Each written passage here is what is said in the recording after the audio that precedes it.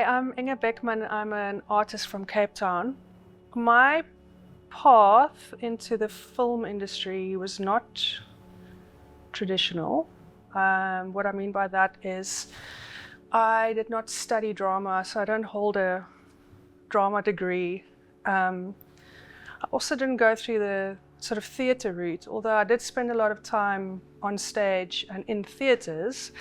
My mom is a dancer and a choreographer, so I started dancing from a very young age, and I trained in different styles of dance: jazz, modern contemporary, ballet, flamenco.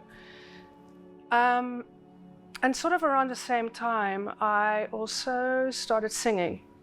So those were the two main expressions. Sort of throughout my primary school, elementary school, whatever you want to call it, I had a fantastic music teacher, and I did classical voice training with her, and I did a lot of sort of soloist work with choirs and stuff like that, and that's how I got to use my voice.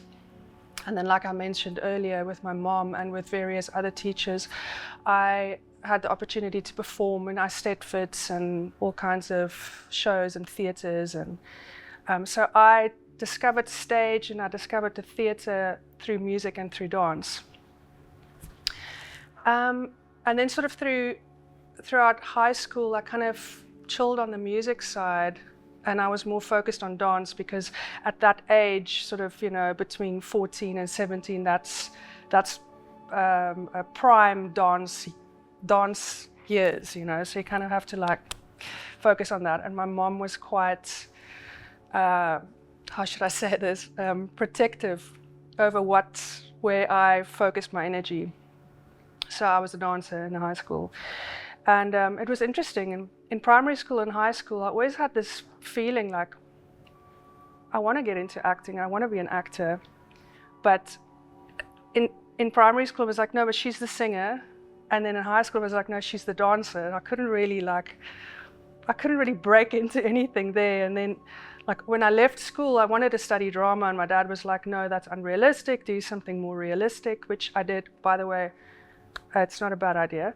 When I re-entered the music industry sort of in my early 20s, I started doing TV commercials and going to, like, low-key castings and stuff. And that's the route that led me into film. And then once I entered into film, I then met directors and stuff, and I did a bit of like theatre as an actor. Yeah, that's how I got there. And what I like about my path into it is that I learned a lot about performance. I learned a lot about using my body. I learned a lot about using my voice. And those two things in the sort of acting genre is super important, as you know. And of course, if you study drama, you get to hone those skills. I think if I had to give advice to young aspiring actors, I'd probably say, it's not a bad idea to study drama, although I don't think if you really want to do it that it's disallowed because you don't have that qualification, or you're not in that ilk, because it can get quite, in my experience over the years, I have noticed, which I understand, is kind of gatekeepy. It's like, you didn't go to UCT, you didn't go to Rhodes, like you're trespassing type of a feeling, and that can be internalized, and then you have like a sort of a imposter syndrome, which I don't think is serving. It's not a very proactive meditation. I would say make sure you surround yourself with people who can guide you. I didn't really have that when I was sort of thrusted into, and I don't mean that in a way of, it happened to me, but I was very green when I stepped into film. I didn't know anything, and looking back now, I think it would have behooved me to have had educators And of course, I did pick up skills as I went through the whole process. But yeah, that's one thing I would point out. The other thing that's important is it's very important that you understand the text that you're working with. You have to understand it. I always say that actors are professional feelers, not professional liars. And I've often found that, if I don't understand the scene, or if I don't really, if I don't understand the text or understand the scene, I know it sounds like obvious, but you're not always in control of what you're reading. You can say, listen, this is bullshit, and we've all been there.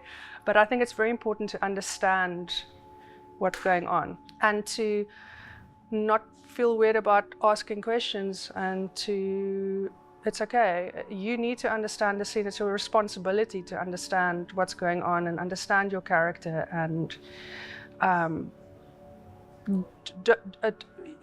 don't feel like you have to, stay in your lane in that sense. Like, you don't have to. You need to understand. It's your responsibility, and you need to find your own process of how you get to that, and that's very important to me. Like, if I don't feel like I've got the essence of who I'm supposed to interpret, then it's not going to work. I think if you want to pursue this path, you need to have a counsel, and I'm talking not necessarily externalized counsel, but kind of. But you need to work on yourself. You need to know thyself, very important.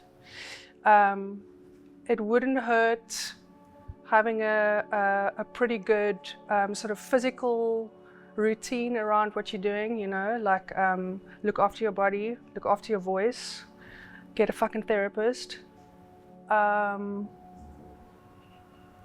And also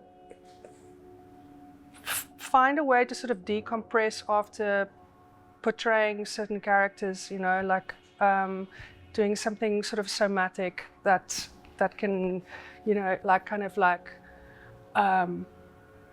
shake off any residual energy, because I find that characters can sometimes sort of almost possess you, and they can stay with you for a long time and kind of almost re-traumatize you in a sense. And if you're not aware of, like if the unconscious is not made conscious, then it's kind of like, and can really kind of just like rule your life. And I think that's what I mean by like working on yourself, like research things, like read up about psychology, like figure it, like make it like,